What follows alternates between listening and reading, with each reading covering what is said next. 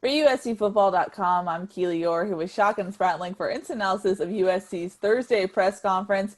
We ended the week with head coach Clay Helton, and we talked about just the third week of training camp. This is the last real training camp week before they get into actual game week next week with ASU. And we got confirmation it is mock game week. Shotgun, I know that's something that you and I debated. Is this actual mock game week? And we got confirmation, but Shotgun, you specifically asked, how do you keep up the physicality going forward? We've seen USC dial it back once they enter a mock game week, actual game week type situation. How did Clay Helton respond to that challenging of physicality, if you will? Yeah, that's something we've seen, be super physical and then things just kind of peter off a little bit. So we'll see if it changes for them. But Clay Helton said it's been a constant theme for them. He said consistency is going to be the key to this. So it's a little bit different season with less games. He said because there's such a short schedule, you're not trying to, kind of pace yourself a little bit to worry about injuries as much.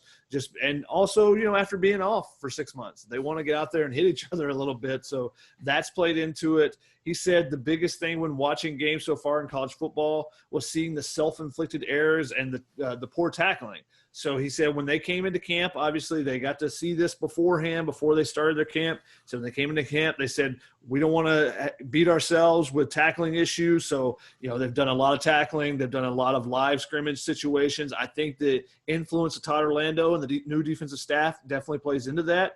And they're just trying to eliminate those unforced errors, turnovers, penalties. That's something they said they were trying to do last year too. So we'll see if it actually plays out on Saturdays. But he said it's going to be the consistency over the 6 weeks. I think just with a shorter year, a shorter schedule this season, I think that's part of the reason why they're going a little bit harder in camp. Now, again, they can say all the right things, but when we see it on Saturdays, does it look like they have continued to go full pad, full speed the entire time, or does it look like they've let up? Because, I go back to that, was it 2016 when they went to Alabama? You could just see the week before. There was just too much, when we were able to be at practice, we could see the players and they were just too loose. There was too much joking around. They were just kind of, they make a mistake and it wasn't a big deal.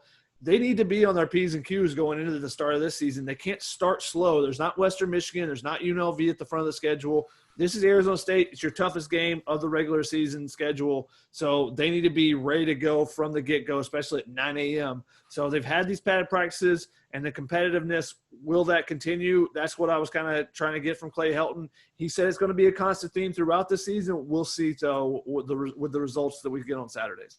We were able to get some injury updates from Clay Helton, which was nice after kind of a long gap between that. I'm going to read it off shotgun just because there were so many updates. First off, Josh Jackson had returned to practice after dealing with an ankle injury. Kanai Malga has been practicing for the last 2 days, along with Drake Jackson, who both of those were suffering from hamstring issues. And then Marquise Stepp has been back, and not fully. Clay Helton said that he was like 3/4 practicing. He's still limited, but he was able to get some physical contact. And the interesting thing is Helton added that he did suffer, Marquise Stepp did suffer a setback in his recovery. He suffered a mid-foot sprain, a mild one, Helton said, so that was a hiccup in his recovery effort. And then Vavai Malapai is getting individual work right now. And then Gary Bryant is he's returning to a running program right now, so he's still in that rehab process. But Helton said they are expecting him to get some time against ASU. So a big injury update, Shotgun. I know this means a lot for the wide receivers to get Josh Jackson back just to add that depth. And then running backs, it looks like things are getting better, but not 100% necessarily. I mean, we talk about those two offensive positions, but the biggest name on there is Drake Jackson. True. Having him back at practice, and if he's healthy and ready to go next Saturday, that's big. We were concerned about him coming in, and it's going to be a multiple week thing. Him being out with a hamstring. Clay Helton was saying it was just they were being very, very cautious with it. They just wanted to make sure that he was ready. Getting him back because I think that he brings a different element for that defense because they can do some different things with him. We talked about wide receiver and running back. There's a ton of talent there. I don't think there's anyone as talented as Drake Jackson coming off that edge. So I think that one's the biggest name there. The interesting thing about the running backs and wide receivers starting to get healthy, and this is what they wanted. They didn't want to rush anybody back, but there is some concern when you look at Marquise Stepp because it's a new injury. It's not really it's not a flare up of the previous injury, a re-aggravation. it's a new injury, and sometimes that can be, I don't know if we didn't get clarification if it was in the same leg as he had his previous injury, but a midfoot sprain, sometimes you overcompensate for a previous injury, and you can injure a different part of the same part of your body. So you've got some concern there, but he's getting back from that. The fact that Vi's doing some individual work, that means he probably will be back next Saturday as well. All signs point to, having a full boat of healthy guys from the guys that, started camp a little nicked up. Getting Kanai Malga back now that he can practice, that gives you an opportunity to see him in practice and decide on that other linebacker position beside Pali and Naitiote, rather than just going into, if he's not able to practice till next week, if he only gets like one practice in, then you go, okay, do we take the experience from last year, or do we go with the guy that's been in this defense throughout the entire camp, Raylan Goforth? Yeah. I think this gives them a better idea and can get a better feel for who should be in that starting spot as well. So some good news there for USC. And the fact that, we should point out they still have done it. They've talked about the physicality. We haven't heard of anyone being lost during camp to a serious injury that's going to keep them out for any games. And that's really important with such a short season, because if you miss two weeks, you're missing a third of the season. That's kind of crazy. Giuliano Falanico did come out with the ankle injury. So he. Oh, sorry, I forgot about that one. Yeah, you do have one injury, but they haven't had any torn ligaments or anything. Definitely going to keep people out for the season. Hopefully, Falanico can come back by the end of the season. But like I said, with so few games, you miss just a couple of weeks, and you're losing a lot of the season. Yeah. You sounded optimistic about the running back shotgun. I know that they said they were going to try and find a pitch count for Marquise Stepp to see what he's comfortable with against ASU, but it still makes me feel like they're going to have to rely a lot on Stephen Carr and Keenan Kristen. And Kristen specifically got some love in today's press conference just because Clay Helton said, they really had to lean on him at the second half of 2019 when all those spate of running back injuries happened. And it was interesting. He said Kristen has been getting some time as a receiving threat. And I was wondering, how do you see this playing out if Keenan can actually develop that part of his game? Well, I think that he's a great option to add speed, and this is something that I looked for in the offense last year with Velus Jones. Even if he's just a decoy and you're just using that speed to push the safeties back as an option over the top, defense have to respect. You can't give up you can't let someone go flying by over the top of the defense. So, you can do that and use him as a slot receiver. That adds another element. Gary Bryant, we think, is going to do that for them as well. But if Keenan Kristen, that's another way for him to get on the field. And especially with the depth issues at wide receiver, maybe that's something you explore a little bit. But it also tells me, again, and I mentioned this on Tunnel Vision last night, I've mentioned it a couple times in passing so far this camp, but the potential of going with some tempo on the offense, if they feel comfortable, and especially if the running backs feel comfortable being split out because they know the offense and know all the positions, not just theirs, then you can go with tempo and you can create some mismatches against defenses. You go for a 3rd and 1, and you put 2 running backs in there, and the defense has their big bodies on the field to try to stop that 3rd and 1. Well, you pick it up, and then suddenly you spread it out, and now you got Keenan Kristen, and you got a linebacker, a slower linebacker trying to guard him. That's a great matchup for you. There's situations like that where if you can use some tempo and force the defense not to be able to sub because your guys can do multiple things, then you can create some unique opportunities for the offense. So I think that lends itself to it. But Clay Helton was very complimentary of Keenan Kristen and said Carroll Smith-Gilbert, the track and field coach, thinks that he'll be a 10 flat guy by the time he leaves USC. That's cooking right there. That's just getting down the field, getting down the track. And he said, sometimes that doesn't transfer onto the football field, but Clay Helton thinks that will transfer into some game situations. We've seen what his speed can do for USC against the Arizona schools last year as well. So big to get him, and potentially, with 4 running backs, if everyone's healthy, maybe this creates a different opportunity for him to get on the field when, maybe you're not getting 4 deep on your depth chart normally. But even more important is Stephen Carr, him being back healthy, but him, when Marquise Stepp came back, Clay Helton said he came over and Carr was like, Coach, I'm glad we got the big guy back.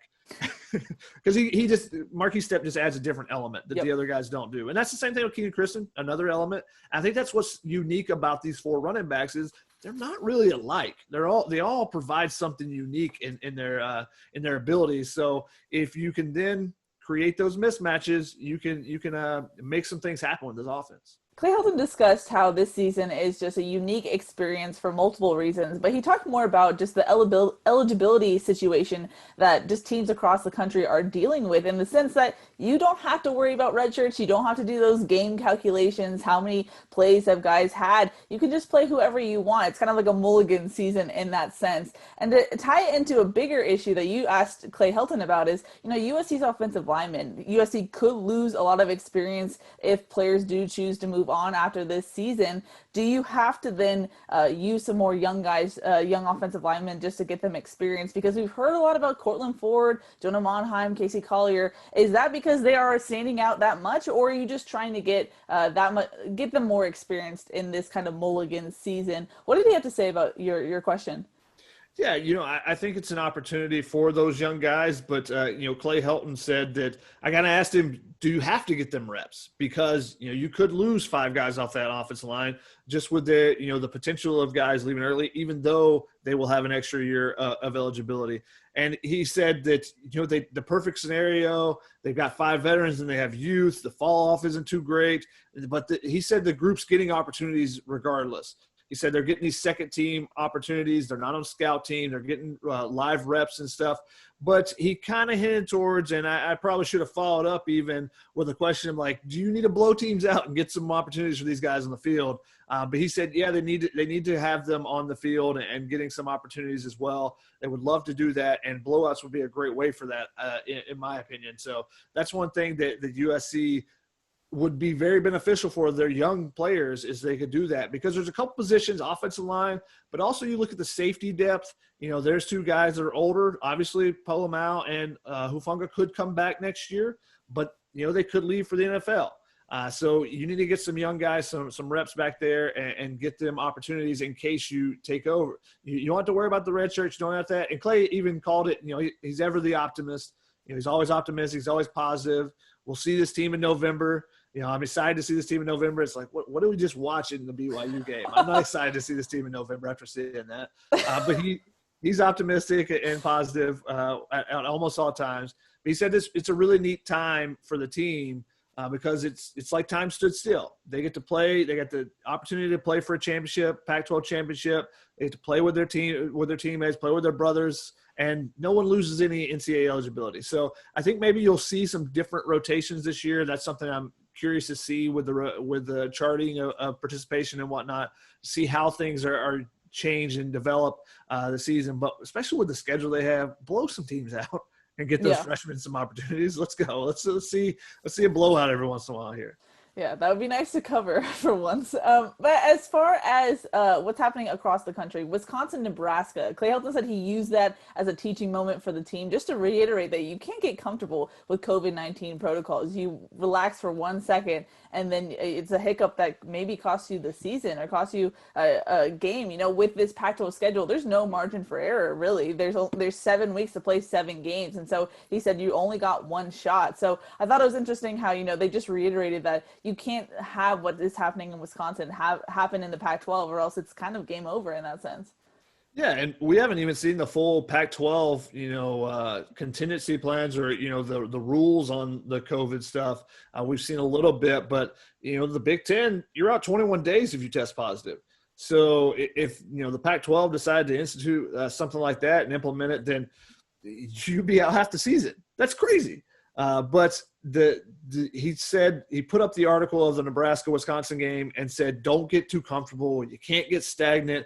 He said it's probably the 752nd time that he's reminded the kids to be diligent because you don't want to look up and lose a game, whether it be, in particular, individual players losing games, or, if you have, the entire team have to lose a game with so few games in the schedule. There's only these limited opportunities. Everyone needs to be doing their part. And I think he's just trying to remind kids. So he put up the Nebraska-Wisconsin game to say, hey, don't be like them.